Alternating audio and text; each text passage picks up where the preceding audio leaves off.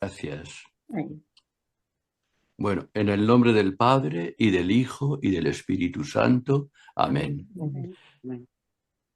Te damos gracias, Señor, te pedimos tu Espíritu para que pongas las palabras adecuadas en mi boca y abras los oídos de los que escuchan, para que acojamos sobre todo tu palabra, la palabra que hoy precisamente se hizo carne en el seno de la Virgen María, que la dio a luz como hombre y que está en medio de nosotros ayudándonos.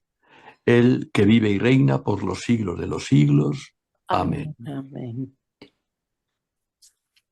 Bien, vamos a comenzar. Estamos en un día precioso como es el día de la Anunciación, encarnación del Hijo de Dios. Es un día hermoso porque es el día en que comienza todo para los cristianos. San Pedro, en los Hechos de los Apóstoles, hace un discurso y dice que todo comenzó en Galilea. Pero claro, él se refería a la predicación de Juan Bautista, que luego la continúa Jesús, etcétera, cuando empieza su vida pública. Pero la cosa empezó en Galilea, pero 30 años antes, que es cuando la Virgen María, visitada por Dios a través del ángel Gabriel, cuando se le propone que va a ser la madre de Dios, pues ella, sabiendo que Dios está por medio, finalmente dice: hágase, aquí está la esclava del Señor, hágase en mí según tu palabra. O sea, es el día en que comienza todo para los cristianos, hoy. Y sin este comienzo, pues no hubiese sido posible la salvación. Así que la Virgen, que es la primicia de la humanidad redimida, es la que dice: hágase, la que da su consentimiento a Dios para que obre en ella según se le ha dicho. Ella va a ser la madre de Dios, pero también, de alguna manera, al concebir a Cristo, que es la cabeza de muchos hermanos, también podemos decir que todos hemos nacido de ella en este momento. Así que vamos a comenzar así. Ya sabéis que los libritos que ha preparado para el jubileo en la conferencia episcopal, pues tienen un título, digamos, general para todos: apuntes sobre la oración. Y entonces se va desarrollando varias cosas. Y una de ellas es los salmos, que es lo que me toca a mí un poco. Bueno, entonces vamos a empezar así ya directamente.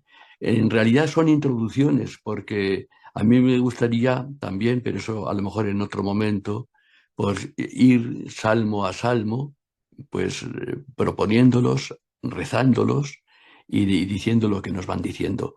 Los salmos en realidad son familiares a todos de alguna manera, porque, por ejemplo, en las Eucaristías está el Salmo responsorial, donde hay cantos en la liturgia que acompañan un gesto. Por ejemplo, hay cantos de entrada que acompañan el gesto de caminar hacia el altar.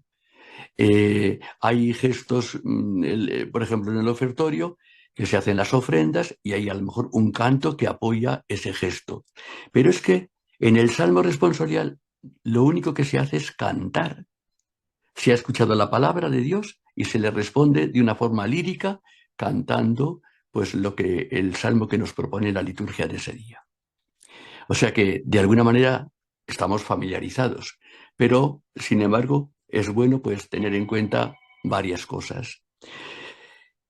San Jerónimo, ya sabéis que es el traductor de la Biblia al latín, de las lenguas originales, que son el hebreo y el griego. Y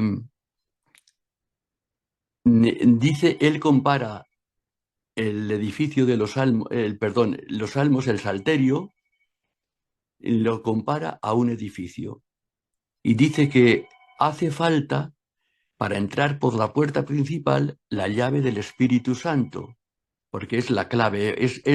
Primero es el Espíritu Santo, es el que ha sugerido estos cantos para el pueblo de Israel. Pero la forma de interpretarlos para cantarlos bien es el Espíritu Santo. Y luego dice también que también hay otras llaves específicas para entrar en las distintas estancias de este edificio y son pues para ir, digamos, salmo a salmo con las particularidades que tiene cada composición sálmica. Bueno, los salmos se le atribuyen, así en general, al rey David, pero evidentemente el rey David tiene algunos, pero los salmos son la espiritualidad de distintas épocas a lo largo de siglos y se ha ido componiendo pues este conjunto de salmos que forman el libro, el Salterio, el libro de los salmos, que son 150. Hay otros cantos en la escritura, cantos de los profetas, interesantes, que a veces también se cantan a modo de salmo responsorial, pero aquí nos vamos a referir a los 150 salmos del Salterio. Y,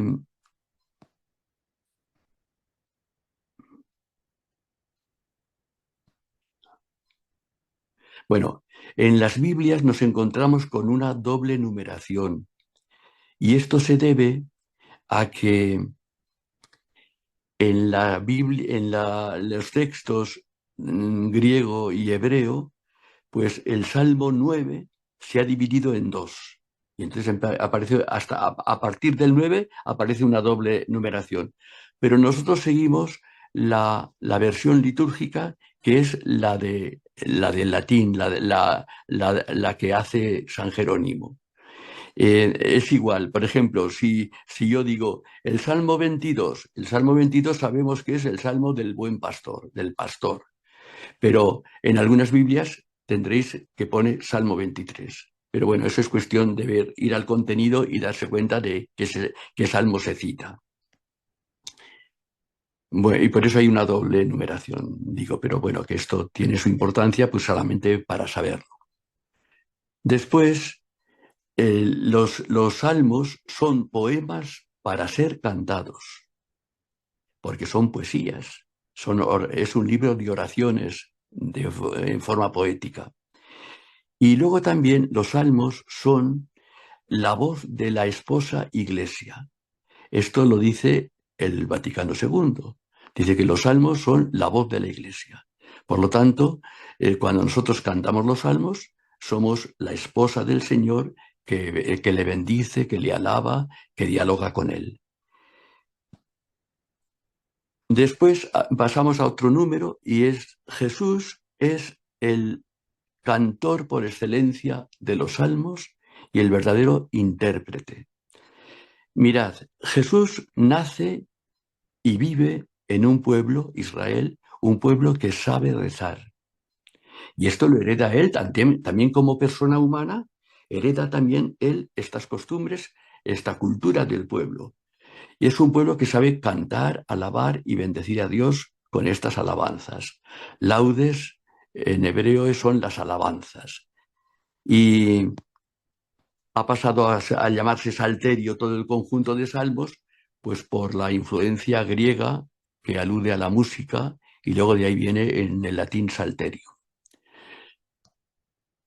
Bueno, pues Jesús, repito que es el cantor de los salmos, el verdadero intérprete de los salmos. Y él, ya desde su casa, desde el hogar de Nazaret, con María y José, ha aprendido los salmos, porque a fuerza de cantarlos, los israelitas los memorizan y se hace, digamos, parte, bueno, se imprimen en el corazón, esto es lo importante. Y luego, de estar impresos en el corazón, pasan, digamos, al lenguaje habitual y pasan a ser parte de la vida. Es como cuando nosotros de pequeños las lecciones del colegio las estudiábamos cantando, por ejemplo, la tabla de multiplicar, ¿no? Y a fuerza de cantarla se va memorizando y se imprime en el interior. Bueno, pues los salmos pasa también y mucho más, porque es la palabra de Dios que queda impresa en el corazón. Y de ahí luego pues surge, pues eso, la vida. Muchas veces vienen los salmos bueno, a nuestra debilidad cuando estamos apurados por algo y nos viene la frase de un salmo que nos consuela. Pues así, un poco así. Recordad que estamos también en este tiempo de oración, pues porque porque hoy nos toca así los salmos como pretexto, pero en realidad todo el curso es tener en cuenta lo que es la oración, es decir, el diálogo con Dios, etcétera. Y, y, y tenemos en los salmos que son palabra de Dios. Esto es importante que lo sepamos. Son palabra de Dios como las lecturas o como otras partes de la Biblia.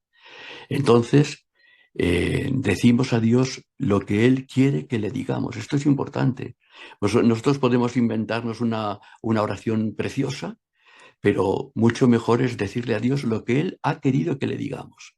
Es como cuando a veces nos inventamos qué sacrificio hacer para ofrecer en Cuaresma al Señor y resulta que la vida nos ofrece en bandeja qué podemos ofrecerle. Y entonces puede ser la misma ceguera o una enfermedad o cualquier otra cosa. Es decir, Dios nos da siempre lo que tenemos que darle. Esto pasa absolutamente en todas las situaciones. En la misma Eucaristía, nosotros ofrecemos a Dios algo que previamente hemos recibido de Él. Por ejemplo, el pan y el vino, fruto del trabajo, del don de Dios, pero también del trabajo del hombre. Y luego se lo tornamos, se lo llevamos en el ofertorio y nos lo vuelve a dar, pero convertidos en el cuerpo y la sangre de su Hijo.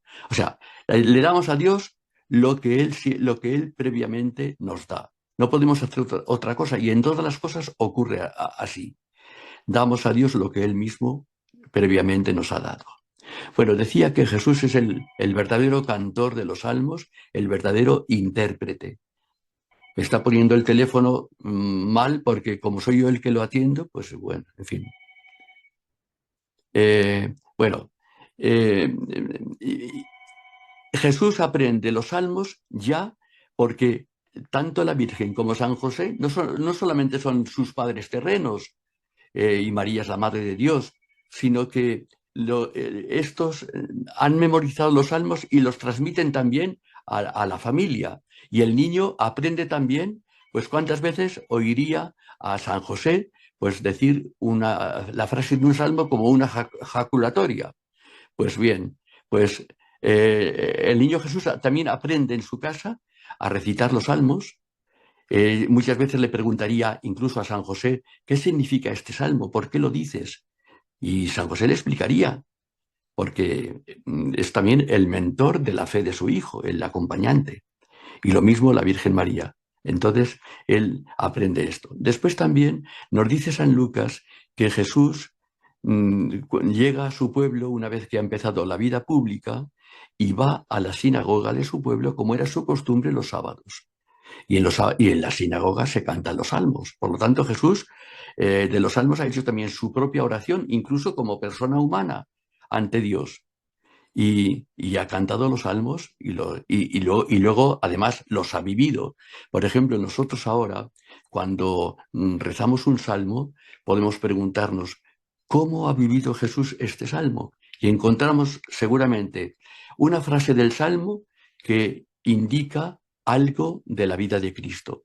Por ejemplo, en los salmos que tenemos en el breviario cuando rezamos, a veces hay algunas frases bíblicas que están al comienzo del salmo.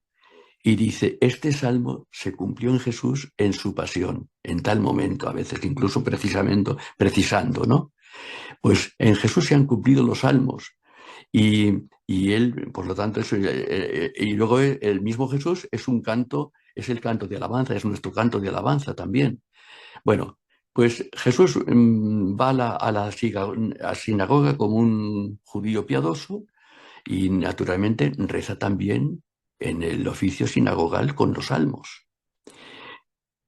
Y después también hay un pasaje que quiero también, está en el Evangelio de San Lucas y es el capítulo 24. En este capítulo, ya sabéis que están los discípulos de Maús, que están desencantados, que se vuelven a su aldea, porque, bueno, ellos esperaban, pues, que Jesús, que estaba acreditado en palabras y en obras, etcétera, etcétera, que, pues, ha acabado en el madero, ha acabado como un maldito, y entonces esto lo consideran como un fracaso. Y Jesús quiere recuperar a estos discípulos, sale al paso y se pone a hablar con ellos en el camino. Bueno, Jesús aparece en este pasaje del Evangelio como catequeta, es decir, como les da una catequesis acerca de lo referido a él en los salmos y en los profetas, acerca de su persona. Ellos notan que se les caldea el corazón, pero todavía no saben ponerle nombre, y después, cuando lo reconozcan en la fracción del pan, caerán en la cuenta de que el que ha estado con ellos era Jesús, en el que se han cumplido las escrituras, y les he explicado, pues eso, el sentido de los salmos referidos a su persona. Por lo tanto, Jesús es eso, es el cantor excelente por excelencia de los salmos, y el que también nos enseña también a profundizar, etcétera. A ver, un momentito.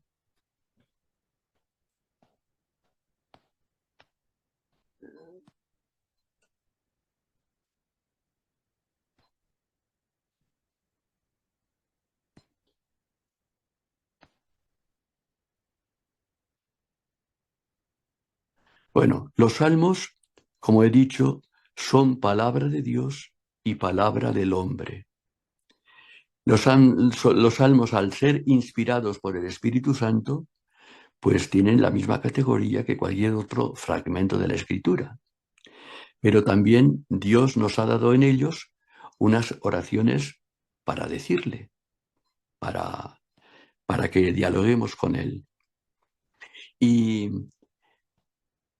dice un autor que se llama Dietrich, el apellido no lo sé, fue un teólogo que murió martirizado por el nazismo en el 1945, pues este dice que en la Biblia, y luego en concreto en los Salmos, Dios nos dice lo que quiere comunicarnos, pero también, y sobre todo en los Salmos como oraciones, decimos a Dios lo que Dios quiere oír de nosotros.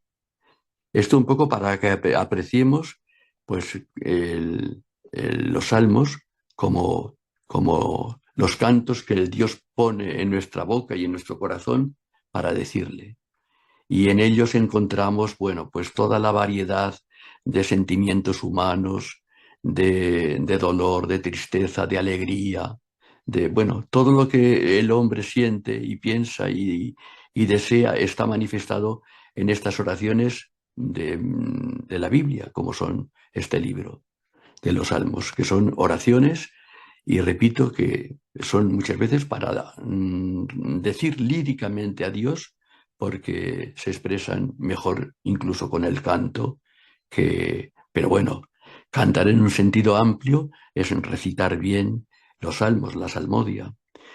Los religiosos y las personas consagradas y los sacerdotes estamos habituados porque para nosotros los salmos es la base de nuestra oración, porque estamos a vueltas con el salterio pues todo el día.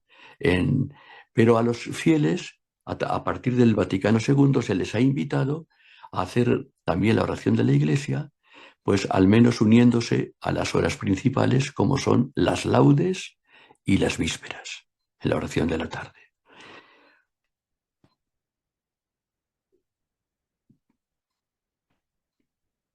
Dice este autor que os he citado, dice, la palabra de Dios dice lo que tenemos que saber del Señor, pero también esta palabra, sobre todo en los salmos, le decimos a Dios lo que Él quiere y desea oír de nosotros.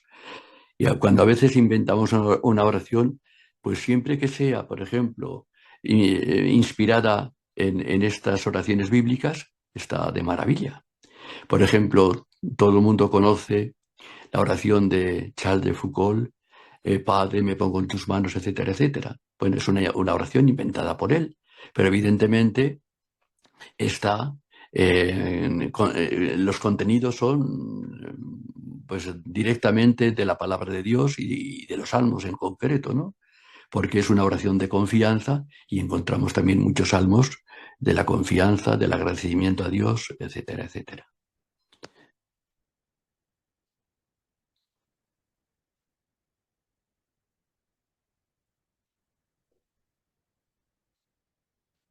Bueno, es que tengo aquí unos apuntes, tengo la letra gorda, pero ni aún así la veo, se me amontonan, así que, bueno.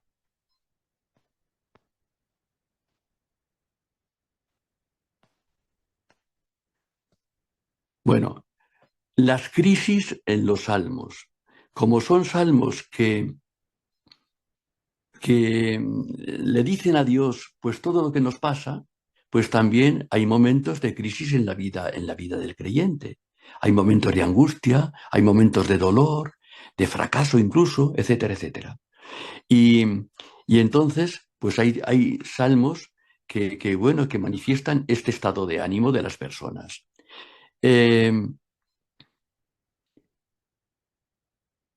podríamos decir esto, que en las crisis, a ver, que el dolor perdón, el color del dolor, del sufrimiento en los salmos, pues es bastante más numeroso que los momentos de alegría. Pero bueno, que la vida está ahí, es así.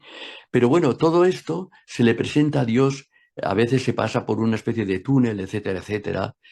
O sea, se pasa por una crisis, cada uno piense en una noche oscura, yo qué sé, en mil cosas que nos pueden pasar, una enfermedad inesperada, mil cosas. Pero, sin embargo, aunque hay salmos que hablan de esta crisis, de este dolor, de este sufrimiento, nunca en la oración bíblica y en los salmos en concreto, nunca se acaba en desesperación, en... No, no, al contrario. Al final de cada salmo, aunque sea, digamos, que ha hablado de una crisis profunda, etcétera, etcétera, siempre acaba en un canto de esperanza, de acogida del sufrimiento, pero que, o sea, es decir, el túnel del sufrimiento no termina en la nada, sino que termina siempre en gozo, en alegría, en esperanza. Y así son todas las oraciones bíblicas. Por ejemplo, una gran crisis que sufre Jesús es en el Salmo 21. Cuando Jesús en la cruz, es uno de los salmos que reza en la cruz, dice, Dios mío, ¿por qué me has abandonado? Dice San Juan de la Cruz de este salmo, dicho por Jesús, que es la gran noche oscura de Cristo, porque no solamente siente el abandono de sus amigos, de los apóstoles, de la gente que le seguía, sino que siente el abandono de Dios. Podemos decir, ¿cómo puede ser esto si es el Hijo de Dios? Bueno, ese salmo hay que continuarlo, hay que leerlo completamente. Y nos damos cuenta de que sí parte de este momento tan terrible, ¿no? De Cristo, sentir el abandono de su padre, etcétera. Pero al final del canto es una explosión de júbilo, de alabanza, de esperanza. Y, por ejemplo, dice, el pueblo que ha de nacer de las cenizas, ha de nacer, es el pueblo que te alabará eh, permanentemente. Y es un canto que termina, repito, en un canto de triunfo. Pero bueno, ahí está la crisis que pasa Cristo. Pensemos, por ejemplo, en la agonía de Getsemaní, etcétera. Pero estos salmos nunca acaban en desesperanza, sino todo lo contrario, en alabanza y en agradecimiento. Bueno, también en los salmos nos encontramos que los judíos, los hebreos, dividieron el libro del Salterio, de los 150 salmos, lo dividieron en 5 partes. Y yo ahora no sé de memoria cada parte, ¿no? Por ejemplo, del Salmo 1 al Salmo 10 o lo que sea, y así, en 5 partes. Pero para evocar las 5 grandes palabras de la Torá, la ley. Y las 5 grandes palabras de la Torá son los 5 libros del Pentateuco, los primeros libros de la Biblia, como son el Génesis, el Éxodo, el Levítico, los Números y el Deuteronomio. Bueno, pues entonces también en los salmos se evoca la ley. Y hay salmos en concreto que son un canto a la ley del Señor, a la palabra divina, que es la que tiene que estar impresa en el corazón y la que hay que vivir. Y aquí hay un salmo importantísimo, un monumental, que es el salmo más largo de la Escritura, del Salterio, que es el Salmo 118, que es un canto a la palabra de Dios, todo él. Ya sabéis que en la poesía hebrea se usan mucho palabras sinónimas. Por ejemplo, eh, Señor, tú nos das la norma. Qué grande es tu mandato. Norma, similar a mandato. Orden a precepto, etcétera. Bueno, pues en este salmo hay muchas palabras sinónimas, pero para hablar, para hacer un gran canto imponente a la ley del Señor, la ley divina. Es la manifestación de lo que Dios quiere de nosotros y también la respuesta de Israel al Señor. Esto es lo que significa. Bueno, después, ¿qué más? Así, he hablado un poquito de la crisis, que, que acaba también siempre en un canto de esperanza. Nunca hay desesperación en las oraciones bíblicas, nunca, nunca, por más que se pinte de un color tremendo el dolor y el sufrimiento, nunca se acaba en una tristeza, en una angustia total, sino que acaba siempre en un salmo de alabanza, de agradecimiento a Dios. Bueno, también hay unos salmos que se llaman, a ver,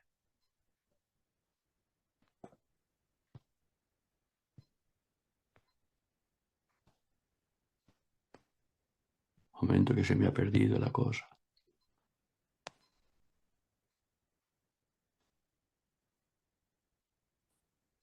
Así como hay crisis que he dicho antes, hay otros salmos que todo el salmo es imprecatorio, todo el salmo, tremendo.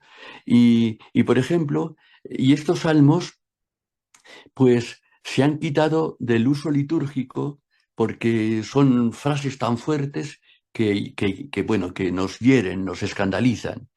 Estos salmos imprecatorios escandalizan a la comunidad cristiana, escandalizan también al discípulo de Cristo, porque el discípulo de Cristo sabe que ante sus enemigos, pues cómo tiene que actuar según el Evangelio, pues tiene que pedir por los que nos odian, rezar por los que te persiguen, perdonar, etcétera, que es el mandato del Señor. Sin embargo, estos salmos imprecatorios, pues también están bajo el sello de la inspiración divina. Por lo tanto, no para leer literalmente o sea, lo que dicen, pero sí para darle una interpretación correcta. Y es que en estos salmos se expresa muy bien lo que es la, la indignación que tienen los profetas ante la injusticia, ante las personas corruptas, etcétera, etcétera. Y bueno, y Jesús también participa de alguna manera de esta indignación, por ejemplo, cuando a veces lo hace con gestos, como cuando vuelca las mesas de los vendedores en el templo. Es un gesto donde aparece un poco esa violencia de Cristo que es inusual, pero bueno, ahí está también. Y a veces también en sus frases, a veces hirientes, acerca también de la injusticia, de los hipócritas, etcétera. Y Jesús arremete, pues eso, contra los hipócritas. Por ejemplo, le hablan del rey Herodes y les dice, decidle a ese zorro que, bueno, o lanza también una maldición contra la gente que, bueno, que se comporta mal y sobre todo en lo que tiene de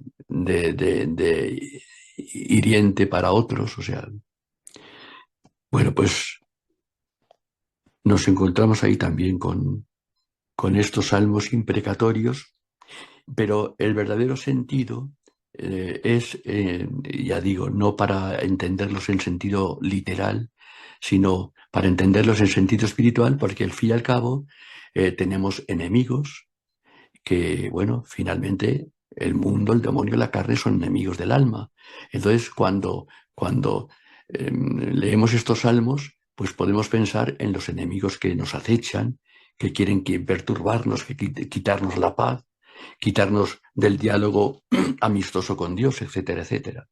Y en este sentido, pues ahí están estos salmos. Ya digo, se han quitado de la liturgia porque hieren la sensibilidad del cristiano.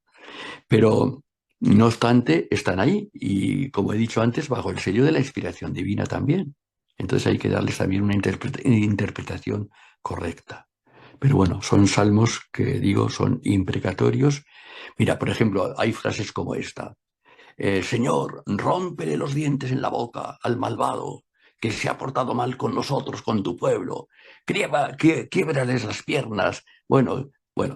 Y sin embargo, en algunos salmos de los que rezamos ha quedado alguna frase que también nos puede chocar. Yo recuerdo que una vez estaba cantando vísperas en una casa de monjas donde estaba dando ejercicios. Y yo había invitado a dos personas a acudir a los ejercicios, dos personas seglares. Y una de estas personas estábamos cantando el salmo, si me olvido de ti, Jerusalén, que se me paralice la mano derecha, así frases así. Y entonces una de estas hermanas seglares, pues dijo una expresión, bueno, dijo un taco en realidad, porque le escandalizó lo que estábamos cantando. Y una monja acertó a oírle. ¿Qué has dicho? No, no, no, qué barbaridad. Y se escudó así como pudo. No, quiero decir que a veces ahí puede haber frases que nos llamen la atención. En ese salmo en concreto, el Salmo 136, que es el que habla de eh, a ver, en los canales de Babilonia nos sentamos a llorar con nostalgia de Sion. Allí los que nos deportaron nos invitaban a cantar, cantadnos un cantar de Sion. Y ellos dicen, los israelitas dicen, pero ¿cómo cantar un cántico del Señor en tierra extraña? Y dicen estas frases, si me olvido de ti, Jerusalén, que se me paralice la lengua, o sea, que se me paralice la mano derecha, que se me pegue la lengua al paladar, etcétera. Pero en la liturgia se ha quitado los versos últimos, que era, que era también una expresión también tremenda, porque era quién pudiera coger a tus niños y estrellarlos contra la roca, ¿no? Pero San Juan de la Cruz, cuando canta este salmo que él versifica, pues dice, pero es que estos niños de los hebreos, estos niños han sido unidos a la roca que es Cristo. Entonces ahí la roca aparece con un significado totalmente diferente. La roca, del estrellarse contra la roca, pasa a ser la piedra fundamental donde nos edificamos como cristianos y estamos unidos a la roca que es Cristo, etc. O sea, a estos salmos hay que darle siempre un sentido espiritual para entender un poco de qué se trata, que es una interpretación perfecta y correcta. Bueno, estoy un poco perdido porque esto lo he perdido antes. Y bueno, ahora, como hoy es el día grande de la Encarnación, vamos a hacer un pequeño alto en el camino y voy a cantar alguna frase de lo que se celebra hoy, que es el Ángelus. El Ángelus cada día nosotros lo rezamos 3 veces al día, por la mañana, al mediodía y por la tarde. Pero al menos la gente cristiana tiene la costumbre de rezarlo a las 12 del mediodía o al menos en el mediodía. Bueno, pues el, el, el, el, el Ángelus nos recuerda, como he dicho antes, el comienzo de nuestra salvación. El primer día en que la Virgen, que es primicia de los redimidos, la primicia, pues dice amén al plan de Dios. Y es el día en que el ángel le anuncia esta buena noticia, este pregón tan glorioso a la Madre de Dios, le anuncia y ella pues acepta que el Verbo se haga carne en su seno. Y luego la Virgen nos ha dado a luz al que es el Redentor, el Salvador del mundo, nuestro Señor. Así que voy a cantar y lo oís porque, como no lo sabéis, sencillamente lo escucháis y ya está.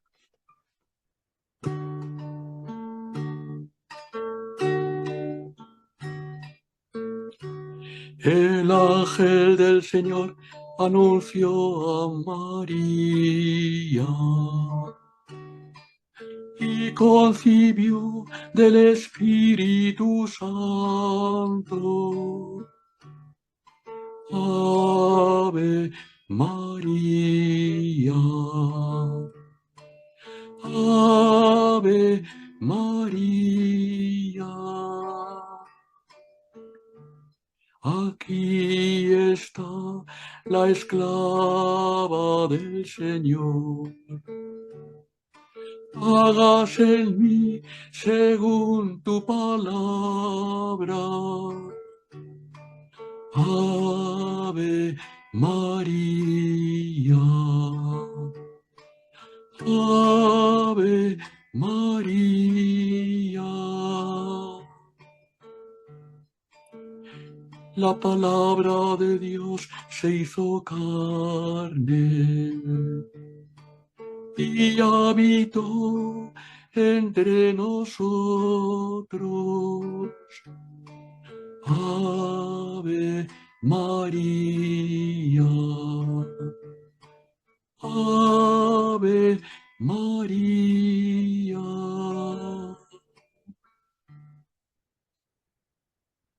Infunde, Señor, en nuestras almas, a los que hemos conocido por el anuncio del ángel la encarnación de tu Hijo Jesucristo, el amor y la paz, para que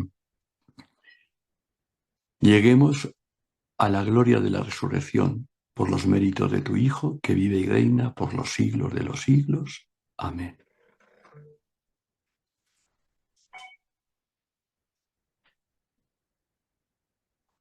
Bueno, hay un tipo de salmos que se llaman himnos. Los exegetas han quedado en llamarles así, a una serie de salmos. Y los himnos, ahora estoy ya sin papel porque he perdido lo que perdí, o sea que de memoria.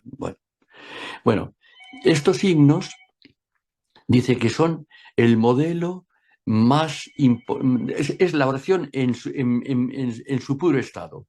Se alaba a Dios por quien es, por lo que es, se le bendice, es decir, no hace falta un motivo específico para alabarlo y bendecirlo, sino que se alaba a Dios por quien es, por lo que es, porque está, porque vive, porque está en medio de nosotros, porque nos ayuda, porque se hace presente a través de la palabra, a través de su Hijo, etcétera, porque se hace presente a través de los acontecimientos, porque está en medio de nosotros.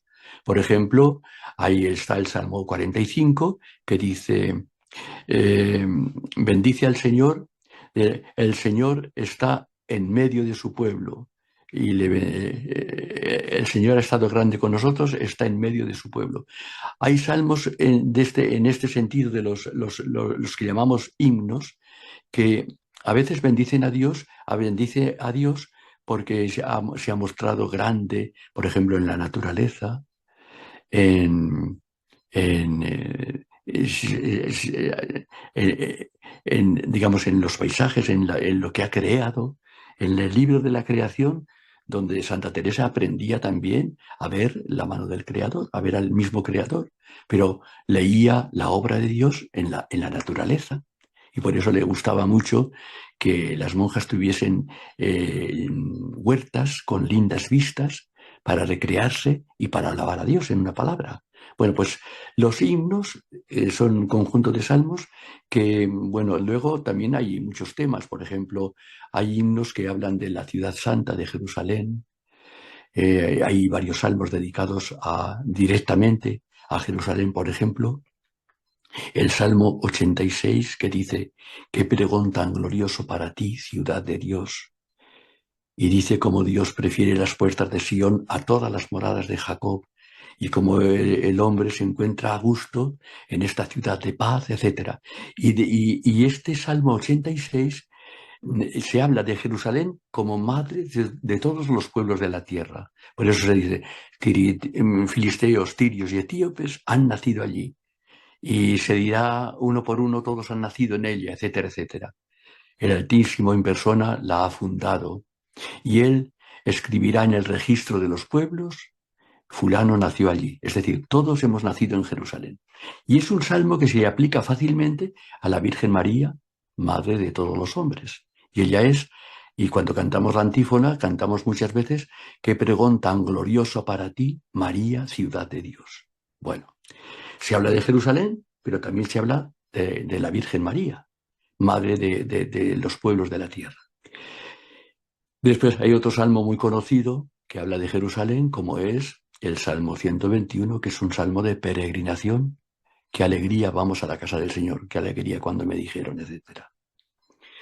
Después hay otros salmos también, a la ciudad santa, el Salmo 47, grande es el Señor y merece toda alabanza en la ciudad de nuestro Dios, etcétera.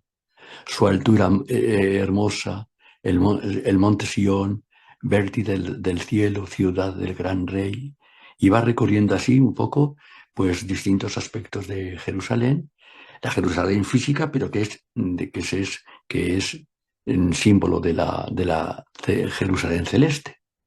Bueno, y otros salmos también.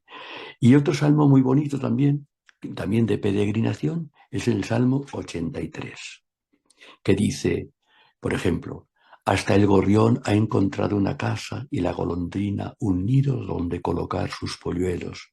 Tus altares, Señor de los ejércitos, Rey mío y Dios mío. Entonces habla también de la peregrinación a Jerusalén, de cómo las lluvias tempranas y tardías eh, visten de bendición la tierra y, y los peregrinos van de baluarte en baluarte hasta ver a Dios en Sion, de baluarte en baluartes, de Eucaristía en Eucaristía, hasta verle cara a cara en el cielo a Dios. Es decir, bueno, hay salmos, digamos, y estos salmos están dentro de la colección de los salmos que se llaman himnos, que repito, hay muchos temas, ¿no? Pero están también los salmos reales que hablan del reinado de Dios. Por ejemplo, el Salmo 95, 96, 97 hablan de la alegría, de cómo la naturaleza se alegra ante el Señor que viene a regir la tierra, regirá al orbe con justicia, a los pueblos con rectitud, etcétera. Bueno, y hay también salmos que hablan también finalmente de la realeza de Cristo, del ungido de Dios. El ungido de Dios es el sacerdote, es el rey, em, pero finalmente son personas simbólicas que apuntan a un futuro donde el Cristo, el Hijo de Dios, el ungido por excelencia, será Jesucristo, Jesús. Y entonces él se sentará también finalmente en el trono para juzgar a los pueblos, a los reyes de la tierra, a las personas, etcétera, etcétera. Recordad el pasaje de Mateo 25, que al final el Señor reunirá, el Rey reunirá a todos los pueblos de la tierra y hará como el pastor que separa las ovejas de las cabras, él también separará a unos de otros. Y bueno, y ahí será el juicio. Entonces, ahí vamos a ser examinados únicamente en el amor. Venid benditos de mi Padre, heredad el reino eterno, otra vez el reino. Y dice, porque tuve hambre, etcétera, tuve sed, y me asististeis. Y ellos preguntarán, ¿cuándo? Siempre que lo hicisteis a uno de estos mis hermanos pequeños, a mí me lo hicisteis. Y así.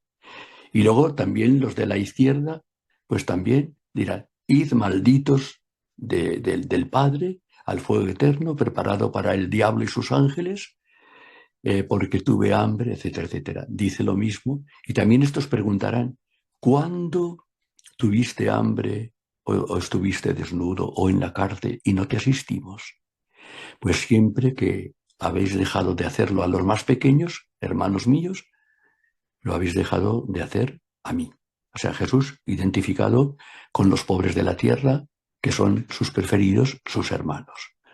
Bueno, pues todos estos salmos apuntan a, bueno, finalmente todos hablan de Cristo, finalmente, todos apuntan a Cristo el Señor. Yo no sé cuánto tiempo llevamos aquí, pero yo cuando Ujue me diga que hemos llegado al final, pues que me lo diga y cortaremos. Pues Digamos que son ahora -10, ¿no? ¿Eh? ¿Cuánto? Que ahora son, bueno, casi -10, o sea que sí que sí hay que rematar un poquito, pero si no se podría abrir el diálogo. Vale, pues eso, entonces muy bien. Pues entonces voy a terminar con un salmo precioso. Ya sabéis que también hay en la colección de salmos, hay salmos donde se habla así directamente de la confianza, del agradecimiento, de la bondad. Bueno, he dicho antes que cuando se habla, no sé, que los salmos, por ejemplo, en los que se habla del dolor y tal, como que ocupan un tercio del salterio. Pero bueno, pero también hay salmos de confianza plena en Dios, etcétera, etcétera. Y uno de estos salmos preciosos es uno que os voy a recitar. Es corto y dice así. Señor, mi corazón no es ambicioso ni mis ojos altaneros. No pretendo grandezas que superan mi capacidad, sino que acallo y modero mis deseos como un niño en brazos de su madre. Espere Israel en el Señor, ahora y por siempre. Bueno, pues este salmo es, a ver, es muy dinámico, pero es dentro de una aparente pasividad, y es la imagen del niño que ha terminado de mamar y está así plácidamente en el regazo de la madre. Bueno, pues dice, así está mi alma en el Señor, dice el salmista, así está mi alma en el Señor, como un niño en brazos de su madre. Y luego, digamos, esta placidez la quiere trasladar a que todo Israel goce de ese bienestar, y por eso dice, espera Israel en el Señor, ahora y por siempre. Y luego finalmente otro salmo, y con esto ya acabo. Otro salmo es el salmo el 22, el pastor. Fijaos que una vez, respecto de este salmo, hay una leyenda, no sé si será real o será inventada por alguien, pero bueno, en todo caso es algo bonito. Dice que había un artista de fama, de teatro, etcétera, y entonces, pues, recitaba muy bien alguno de los salmos. Y, y le pidieron que recitase el Salmo 22. Y él dijo, sí, bueno, acepto el recitarlo, pero si después el padre Rafael recita también el mismo salmo. Bueno, pues bueno, vamos allá. Y entonces el actor de teatro tan famoso, pues dijo, el Señor es mi pastor, nada me falta, etcétera, etcétera, así con mucha cosa, como hacen los actores. Y entonces, y luego, bueno, pues ahora le toca al padre Rafael. Y el padre Rafael dijo, el Señor es mi pastor, nada me falta. En verdes praderas me hace recostar. Me conduce hacia fuentes tranquilas y repara mis fuerzas. Aunque pase por cañadas oscuras, nada temo, porque tú vas conmigo. Tu vara y tu cayado me sosiegan. Preparas una mesa ante mí enfrente de mis enemigos. Me unges la cabeza con perfume y mi copa rebosa. Tu bondad y tu misericordia me acompañan todos los días de mi vida y viviré en la casa del Señor por años sin término. Amén. Entonces luego dijeron, bueno, ¿y qué ha dicho de más este padre? Dice, pues es que él ha dicho algo que se emociona porque lo vive y porque vive de este salmo y hace su oración con este salmo. Amén.